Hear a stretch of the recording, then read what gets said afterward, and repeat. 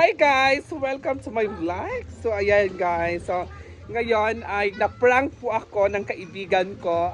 Sabi niya kasi maghahanda siya ng food kasi malapit na yung alis niya or balik na ng Maynila niya. So ngayon andito siya ngayon sa kanyang tambayan.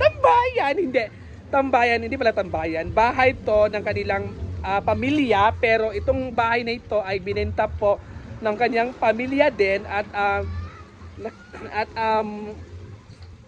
tumira sila doon sa kabilang barangay or kabilang zone, at dito naman tayo sa kanyang tambayan at dito kami nagluluto ngayon. Akala ko anong ginagawa niya at akala ko anong prank niya, yun pala nagluluto lang pala siya ng isda at saka gulay. Kaya dito po tayo guys. Kaya tara! Siyempre, hindi mawala yung ating malunggay. Ayan guys, yung ating malunggay. Ay! Ayan ito guys. Lakas ng apoy. Yan po ang simpleng probinsyana or probinsyana. Dito talaga sa probinsya guys. Oo, diba? Itong hideout na to, bahay to ng so ngayon guys, dito kami sa tambayan ng ating kaibigan kasi luluwas na siya ng Maynila, so nagluluto kami dito sa kanyang tambayan ng kanyang pamilya kasi bahay ito na pamilya niya. So ayan guys, so dito po tayo guys, nagluluto po tayo. Yan po yung niluluto natin. Dito po siya dito po yung bahay nila. Nakita niyo naman yun dati, di ba? Ito talaga yung bahay dati na binilag ko nung time na yun na yung time na sila nag-demolish sila doon sa kabilang bahay. Diba? So ayun na guys, andito po tayo ngayon sa Dalampasigan. Ayan. So dito naman tayo, nagpipiknik naman tayo dito. Maraming mga tao dito naliligo. Ayan po sila guys, may mga tao naliligo po at maraming taong nagpipiknik dito sa ating Dalampasigan. Naligo sila kasi ang ganda talaga ng tema ng ating dagat ngayon guys. Ang ganda ng tema ng ating dagat, ayan.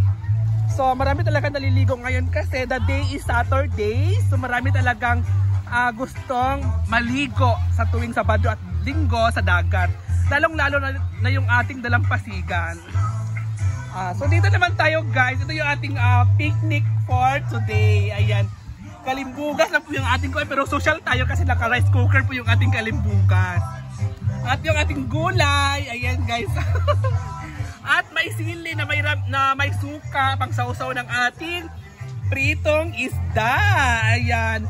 At syempre hindi mawala yung ating panghimagas. Ayan yung ating panghimagas.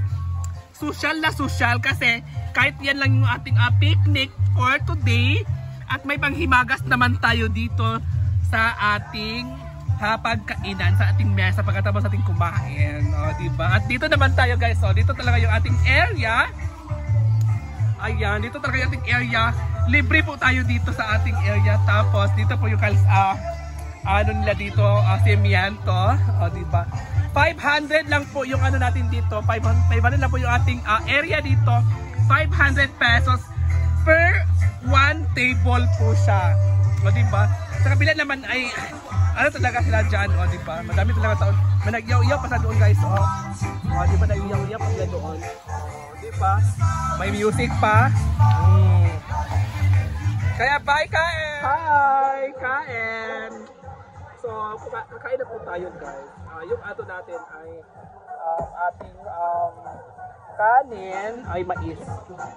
Kasi guys, itong banding na to ay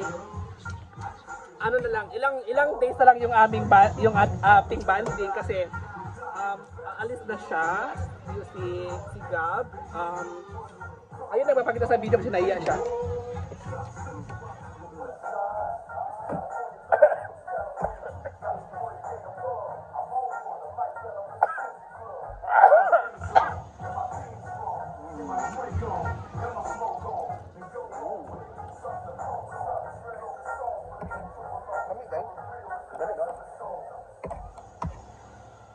Kayo guys, ganito din ba kayo sa inyo sa probinsya?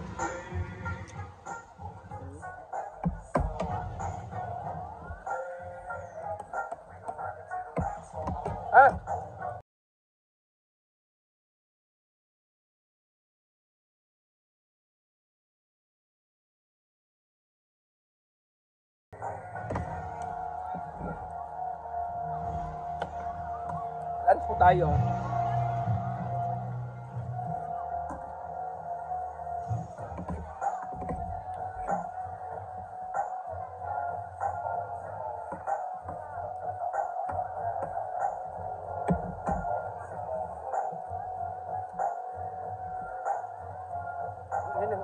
Ano? Guys, see you guys, magkita-kita tayo sa sa Maynila.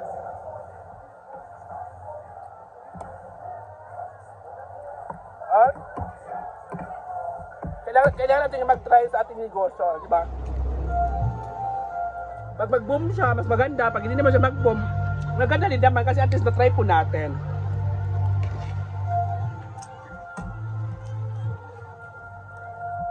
Okay.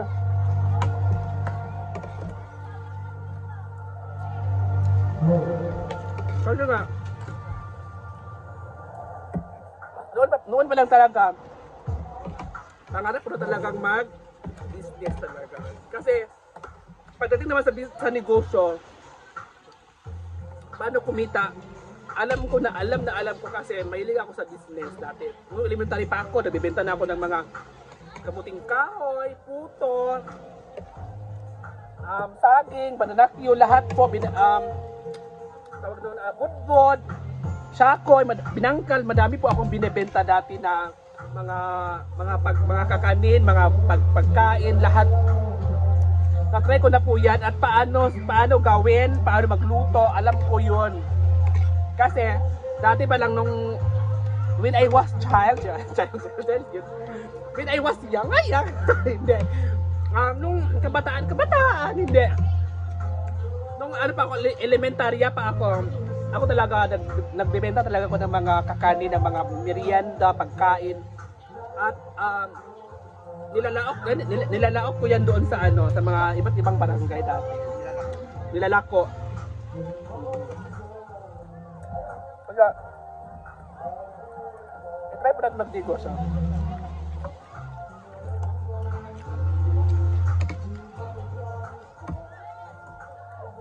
Bye guys, kain muna tayo.